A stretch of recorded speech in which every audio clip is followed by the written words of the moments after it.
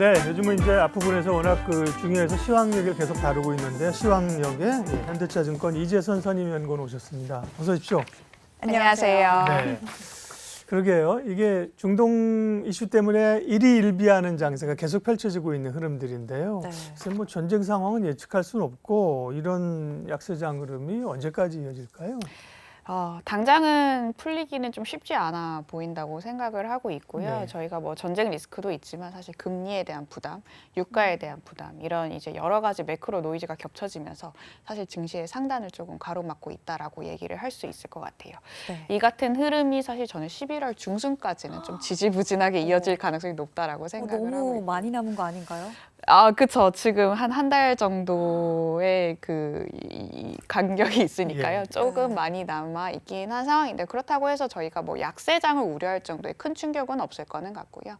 다만 이 최근에 저희가 이제 고점을 한번 봤던 2650선 그 이상을 뚫기 위해서는 결과적으로 이제 금리라든지 유가 저희가 이제 그 삼중고에 노출될 수 있는 환율과 더불어서요. 이런 악재들이 조금 해소가 돼야 될 것 같은데 그런 리스크가 해소가 되려면은 결국에는 정치권 리스크도 조금 옅어져야 된다라고 생각이 들어서 저는 11월 중순이 좀 변곡점이다라고 생각을 하고 있고요. 네. 11월 초에는 저희가 FMC 회의가 예정이 되어 있는데 일단 금리 동결은 기정사실화가 된 부분이고 연준 위원들도 최근에 도비시한 스탠스를 많이 이제 견지를 하게 되면서 사실 이제 연준이 더 추가적으로 금리 인상을 할 거다라는 시각은 그렇게 많지는 않은 것 같고요.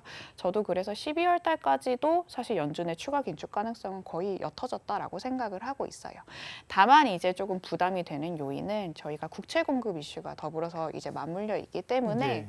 지금 장기 금리가 사실 쉽사리 내려오지 못하고 있는 그러니까요. 상황이고요. 네. 그렇죠. 그리고 또 저희가 또 이제 11월 17일 날은 또 예산안 통과를 다시금 앞두고 있는 상황이기 때문에 직전에 그 예산안 통과 이슈 때 금리 상황을 좀 유사하게 생각을 해본다라고 하면은 단기 금리는 11월 FMC 회의를 거치면서 조금씩은 빠질 수는 있겠지만 장기 금리가 생각만치 좀 빠르게 이제 하락하는 속도가 더디게 되면서 이게 또 시장 변동성을 좀 촉발시킬 수 있다라고 생각이 들어서 저는 이제 그 11월 중순까지는 네. 조금 더 기다려보자라고 생각을 하고 있습니다. 걱정이 한두 가지가 아니에요. 네. 원래 주식은 걱정의 담벼락을 타고 오르는 거예요. 그죠? 그쵸. 걱정 없었던 적은 없어요. 맞습니다. 그걸 이제 조정받고 이기고 올라가고 그런 거라 네. 지금은 다 나쁜 얘기만 있지만 또 언제 좋은 얘기가 또 터질 가능성도 항상 열어놓고 있어야 돼요. 예. 네, 맞습니다. 그리고 또 간밤에는 미국이 이제 반도체 관련해서 수출 통제에 대한 그 강화 방안을 내놨잖아요. 이 저사양 인공지능 칩까지도 중국 수출을 사실상 금지한다. 이런 이야기가 나오면서 엔비디아는 물론이고 미국 반도체 기업들 급락을 했잖아요, 주가가. 근데 오늘 삼성전자 같은 경우는 7만 전자 회복하기도 했는데 정부가 이렇게 미국 정부가 결정하게 된 배경 궁금하고요. 국내 반도체 업계에 미칠 영향, 제한적이라고 하는데 실제로 제한적일지도 궁금해요.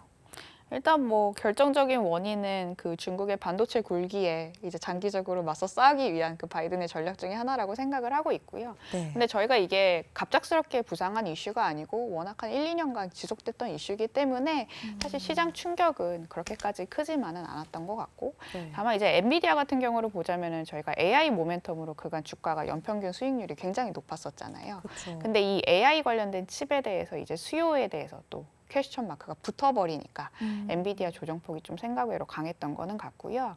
반면에 우리나라 같은 경우를 보자면 AI 칩을 뭐 직접적으로 생산은 하지는 않기 때문에 이 이슈 여파는 당장은 좀 제한적인 거는 같아요.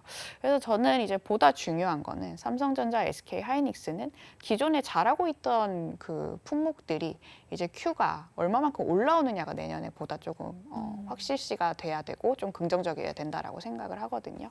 근데 저희가 이제 AI 모멘텀도 일부 이제 반도체가 가지고는 있지만 네. 결정적으로 저희가 마진율을 당장 끌어올릴 수 있는 거는 중국 쪽에서의 경기 회복 여부 플러스 거기에 따른 저희가 메모리 칩 이제 기존에 잘하고 있는 그 수요가 붙는 게 보다 조금 중요한 것 같아요. 근데 마침 또 중국의 경제 성장률이 생각보다는 크게 나빠지지 않았기 때문에 이게 어떻게 보자면은 저희가 반도체 주가 하단을 지지해주고 또 외국인들이 그간 이제 저가 매수 관점에서 좀 반도체 업종을 이번에는 긍정적으로 보지 않았나 생각을 하고 있고요. 그래서 우리나라 같은 경우를 보자면은 뭐 AI 모멘텀이 붙으면은 사실 베스트 시나리오고 또 이게 또 IT의 그 저희가 봤던 그 슈퍼 사이클을 또 기대할 수 있는 부분이긴 하지만요. 내년이라든지 내후년에서 뭐 그게 아니더라도 결정적으로 저희가 메모리 이제 쪽에서는 경쟁력을 어느 정도 갖고 있기 때문에 글로벌 교역량이 얼마만큼 올라가느냐 플러스 중국의 경제 회복이 얼마만큼 강도 높게 진행이 되느냐 내년에가 그게 관건일 거다라고 생각을 하고 있습니다. 네. 또 반도체냐? 또 반도체입니다. 그렇죠? 사실은 그렇죠. 뭐 기댈 만한 곳이 그동안 사실 또 못 올랐고 네. 회복되는 섹터고 그랬죠. 네. 그렇죠. 다른 섹터들은 기대감들이 있었습니다만 성장률도 사실 많이 올랐잖아요. 그죠? 그러니까 조정을 받는 거라 반도체 얘기를 하고요. 어제 미국의 그 소매 판매 지표가 나왔는데 생각보다 너무 좋게 나왔더라고요. 그러면서 당장 11월 FOMC 결과 패드워치에는 거의 영향이 없었는데 12월에는 이제 조금 영향이 조금 있는 것 같더라고요. 앞서 이제 네. 12월도 올리기는 어려울 걸로 보셨는데 네. 경제 소매 쪽이 여전히 좀 강하다. 이건 이제 어떻게 해석해야 돼요? 9월 달까지는 잘 나올 수 있다라고 생각이 들어요. 왜냐면 저희가 9월 달까지는 사실 금리에 대한 부담이라든지 충격이 없었었거든요. 근데 저희가 최근에 금리가 한 차례 더 레벨업되는 이제 구간이 9월 이제 중순에서 하반기부터 조금 진행이 됐었던 상황이고, 네. 그래서 이 9월 소매 판매는 잘 나올 수 있을 거다라고 저도 어느 정도 이제 생각이 들었었고, 시장도 아마 이를 좀 반영을 하지 않았나 싶습니다. 네. 크게 빠지진 않았거든요, 사실.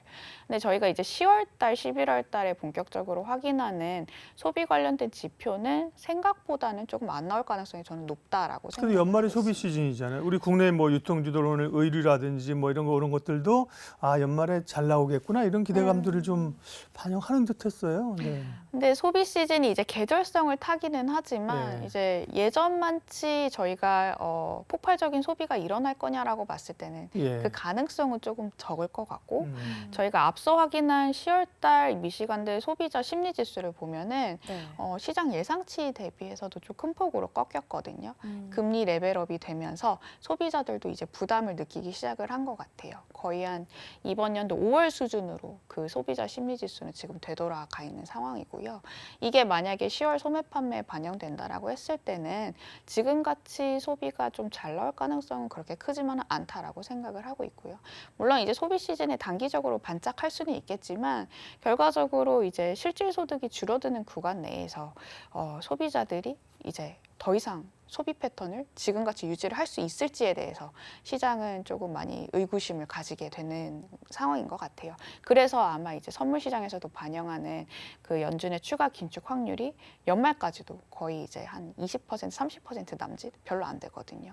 약간 그런 시각으로 보는 게 약간 주를 이루는 것 같고요. 그래서 이제 내년의 업황 내지는 주가의 전망에 있어서 저희가 연준이 얼마만큼 더 올리느냐에 대한 그런 중요성보다는 이제 후행적으로 이제 반영이 될 경기가 얼마만큼 꺾이느냐에 대해서 시장이 조금 많이 보다 중요시하게 될 것 같습니다. 네.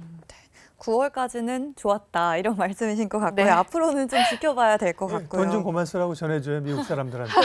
그만 소비가 쓰세요. 좋아. 네. 그렇죠. 네, 국제금리 자극도 좀 그만하고 그만 맞죠. 쓰세요. 맞아. 전 돈이 없는데. 저도요. 일단은 뭐 엎친 데 덮친 격으로 안 좋은 이야기가 이 지정학적 리스크에서는 계속 나오고 있잖아요. 뭐 오늘 그 민간인 대량 학살 이슈도 있었고 거기에 더해서 요르단 사자 회담이 철회가 되면서 바이든이 요르단 방문을 취소했다고 하던데 이 전쟁이 좀 지정학적 리스크가 장기화되는 거 아닌가 이런 걱정이 좀 조금씩 커지는 것 같거든요. 어떻게 보세요? 장기화가 돼도 이제 시장에 결정적으로 미치는 그 변수는 그래서 유가가 얼마만큼 이제 올라갈 건데에 대해서 조금 많이 중요시하게 될 것 같아요. 네. 그러니까 장기화가 되는 거는 문제가 되지 않지만 이 장기화가 됨으로 인해서 사실 유가가 상승폭이라든지 내지는 하락폭을 더 급하게 키워나간다면은 그거는 사실 이제 경제 쪽에서도 그렇지만 선행적으로 반영하는 증시에도 1차적으로 부담을 가할 수 있다라고 생각을 하고 있고요. 물론 이거는 사실 알 수 없는 변수긴 하지만요. 저는 한 배럴당 $110, $120 터치하지 않는 이상은 이제 시장에 미치는 영향력은 그렇게까지 크지만은 않을 가능성이 높다라고 생각을 하고 있습니다. 뭐 그때도 얘기를 드렸던 것 같은데 저희가 과거 리세션 구간에 진입하기 전에 유가 급락과 급등이 이제 동시에 이제 수반된 경우가 대체적으로 많았는데 네. 이때 이제 보자면은 급등 사례에서는 저점 대비해서 대략적으로 한 50% 수준까지 유가가 올라와야지 이제 시장 경제 충격에 이제 보다 높은 수준을 가했거든요. 이걸 계산을 해보면은 저희가 배럴당 110에서 120달러가 이제 계산이 되게 됩니다. 이게 사실 전고점 수준이거든요. 근데 이 수준을 사실 터치를 하지 않으면 저는 이제 시장은 그렇게까지는 크게 부담을 느낄 가능성은 좀 제한적이다라고 생각을 하고 있고 그 사실 오펙 국가들도 이렇게 터치를 하는 이 높아지는 유가 자체가 네. 뭐 재정 수지에 당장은 좋을 수는 있겠지만 장기적으로 봤을 때는 그게 또 수요 위축을 불러일으킬 수가 있기 때문에 아마 완만하게 이제 공급을 조절을 할 거예요. 무엇보다 이제 사우디 같은 경우를 보자면은 지금 비전 2030 프로젝트를 진행 중인 상황인데 워낙 또 석유 수출에 대한 의존도가 높고 세수를 거의 한 70%를 이제 유가에서 이제 많이 충당을 하게 되거든요. 이게 만약에 고갈이 된다라고 하면은 지금 추진하고 있는 프로젝트도 사실 굉장히 이제 느려질 가능성이 있어서 더디게요. 그렇기 때문에 사우디 입장에서도 좀 완만하게 해결을 할 수 있지 않을까. 네, 생각하고 있습니다. 유가는 이제 한 110달러 선을 이제 위쪽으로의 한계선으로 유가가 제일 중요하죠, 그죠? 네. 민감하게 유가 얘기를 먼저 해주셨고요. 지정학적 리스크 얘기 조금만 더 하면 와 시황 쓰시려면 전략가들은 정치, 경제, 사회, 문화, 예술 뭐 다 알아야 돼, 그죠? 이게 종합 예술이야, 그죠? 시황이 그죠? 얕게 조금씩 이제 아 그래가지고 그렇구나 이러면서 그러니까 지금 사실은 대통령이 간다는 거는 그 전에 이제 우리가 뭐 화뭉차사 할 때도 그렇지만 특사를 보내도 안 먹힌다는 거예요. 국무장관 보내서 그죠? 아, 그쵸. 갔잖아요, 그죠? 국방장관 갔죠, 그쵸. 상원의장 갔죠. 그쵸. 해결이 안 되니까 그럼 내가 갈게 한 건데 그죠? 뭔가 조금 풀릴만 했는데 아까 말씀한 그 병원 쪽의 폭격 그리고 서로 자작극이라는데 이거는 시간 지나도 역사적으로 이런 거 안 풀려요. 그러니까 저 베트남전도 통킹만 해서 사실은 그 배가 하나 침몰해서 네. 미국이 참전했는데 그것도 사실은 뭐 네. 자작극이라 이런 얘기도 많아요. 그래서 이게 사실은 시간이 좀 걸리는 문제여서 그래도 뭔가 지금 이 전 세계가 딱 워닝을 하고 있기 때문에 네. 적어도 사실 지금 제일 걱정하는 게 확전이잖아요. 확전. 그쵸. 확전까지는 안 갈 가능성이 높지 않을까요?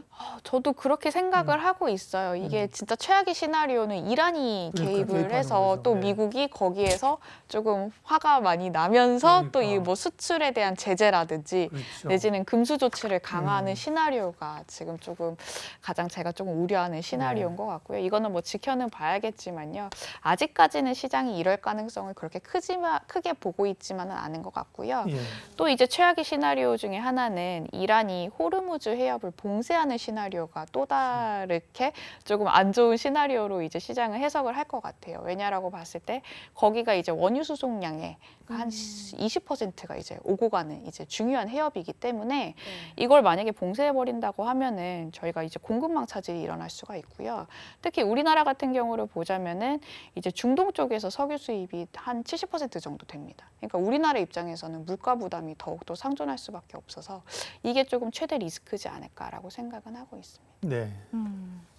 네, 그래도 여러 가지 지정학적 리스크가 풀리지 않고 악재도 있긴 있지만 그나마 좋은 소식을 좀 찾아보자면 이 중국의 경제 성장률이 중국 지표 좋게 나왔대요. 네, 그러니까요. 시장 네. 전망치를 상회했다. 네. 그리고 부동산은 아직이지만 소비 부문에서 회복세를 보이고 있다. 이런 이야기가 있던데요. 좀 지금 어떤 상황으로 어느 정도 회복세가 나왔는지 궁금하고요.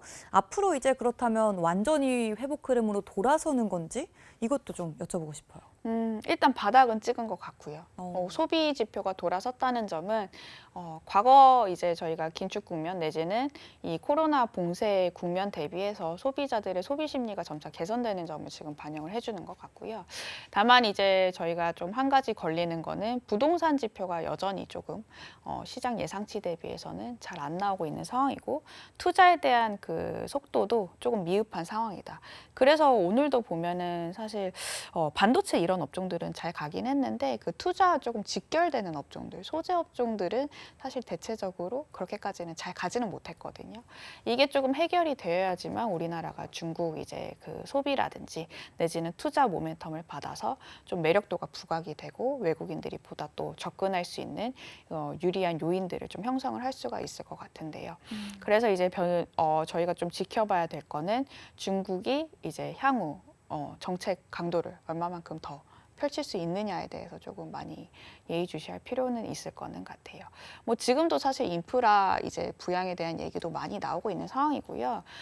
중국 같은 경우를 보자면 아무래도 재정 적자 부담이 다른 나라 대비해서 적기 때문에 재정 적자의 부담을 조금 어느 정도 짊어지더라도 이제 재정 지출을 확대할 가능성도 이제 시장이 지금 조금 많이 높게 보고 있는 상황이거든요. 네. 이거를 선행해서 저는 이제 구리 지표가 조금 많이 움직일 것 같아요. 근데 구리도 사실 아직까지는 크게 빠지지는 않았는데 그렇다고 크게 오르지도 않아서 이 구리가 한번 추세를 잡고 상승하는 시점부터는 이제 중국 경기 내지는 이제 중국 경기 내에서도 우리나라가 수혜를 얻을 수 있는 이 부동산이라든지 관련된 이제 투자에 대해서 좀 모멘텀을 기대해 봐도 되지 않을까라고 생각을 하고 있습니다. 다른 나라도 뭐 우리나 미국이나 선진국 민주국가들도 이제 정책이 주가에 미치는 영향 많잖아요. 중국은 정책뿐만 아니라 정치가 미치는 영향이 크거든요.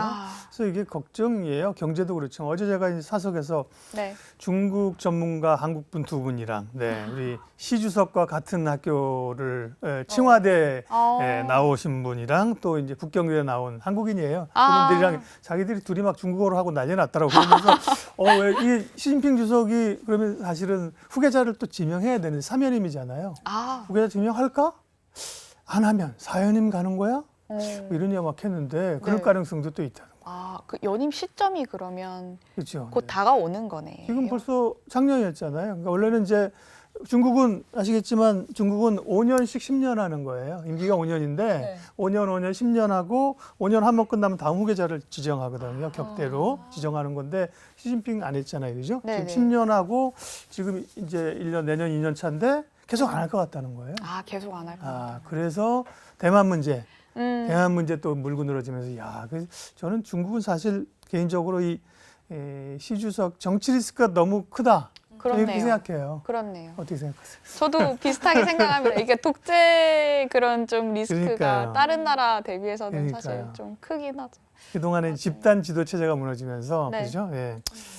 그 정도 뭐 하고 그래서 전략하고 섹터 먼저 전략부터요. 그러면 아까 이제 원래 기존의 뷰도 10월, 11월, 12월 흐름이 상승적으로 좋게 보셨었잖아요. 네. 근데 이제 중동 사태가 이제 터진 거거든요. 네. 조금 더 발목을 잡는 거잖아요. 그렇죠. 그러면 아까 이제 이게 한 11월 중순까지 갈 수 있다고 하면 그때까지의 전략은 어떻게 가지고 가야 돼요? 일단 내년에 대한 저는 기대감은 여전히 좀 크다고 생각을 하고 네. 있고 여전히 증시는 크게 빠지지 않을 가능성이 높다라고 생각을 하고 있기 때문에 조금 바벨 전략으로 이제 여전히 가져가자라고 말씀을 드리고 있고요. 그러니까 저희가 최근에 이제 정책 리스크라든지 알 수 없는 불확실성에 노출이 되어 있기 때문에 일단 고배당 업종을 이제 한 켠에 담는 이제 전략이 필요하고 반면에 또 내년에 있어서는 저희가 그 재고 확충 수요가 이제 제조업 쪽에서 나타날 가능성이 높거든요.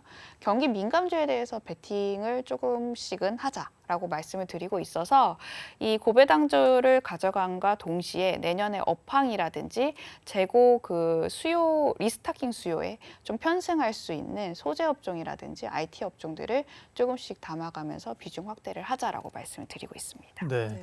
배당 쪽에 해당되는 건 주로 어디예요? 그럼 은행주 이런 거예요? 그렇죠. 에너지라든지 은행주가 조금 편안할 것 같고요. 경기 민감주 중에서는 뭐 저는 주도주는 여전히 IT 쪽, 특히 뭐 반도체 반도체나 들어가고. 네. 하드웨어 쪽이라고 생각을 하고 있고 뒤따라서 사이클을 따라가지고 이제 그 리스타킹 수요가 붙는다라고 했을 때는 네. 화학이라든지 철강 업종도 저는 향후 이제 내년에 눈여겨 보고 있는 업종이라서 이제 뭐 약간 길게 보자면요. 그런 업종들이 좀 선전할 가능성이 높다. 여전히 생각을 하고 있습니다. 네. 개인적으로 궁금한 부분인데 요즘 시장 자체가 하루하루 너무 변하잖아요.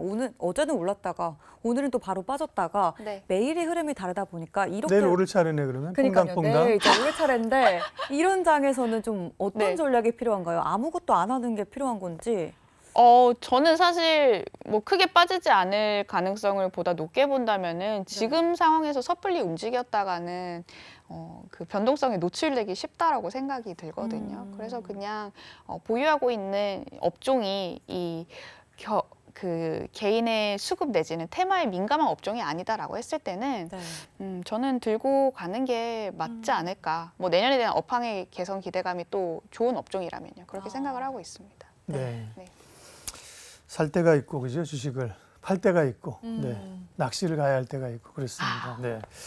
예, 이번 주 투자 전략 또 관심 섹터 이재선 선임 연구원과 얘기 말씀 나눴습니다. 오늘 함께해서 고맙습니다. 감사합니다. 감사합니다. 이로운 경제 채널 EBC